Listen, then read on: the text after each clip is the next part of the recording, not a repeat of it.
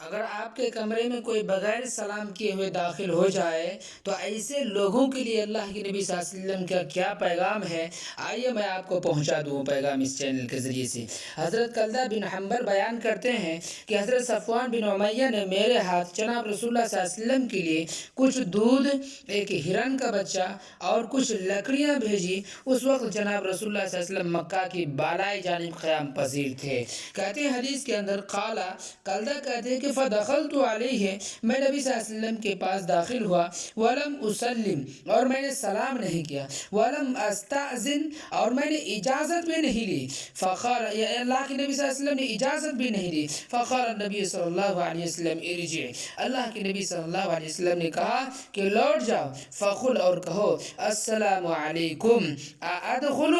کیا میں داخل ہو سکتا ہوں؟ یعنی کہ سلام کہنے کے بعد تم پوچھو کہ کیا میں داخل ہو سکتا ہوں۔ اگر اللہ کے نبی صلی اللہ علیہ وسلم کے اس طریقے پر ہم چلتے ہیں تو ہمارے پاس اگر کوئی شخص آ جاتے ہیں اور وہ آ کر کے ہمیں سلام نہیں کرتے ہیں، بغیر کچھ کیے کہے یا بغیر اجازت مانگے ہمارے روم میں آ جاتے ہیں، تو ہم اس کو بے جھجک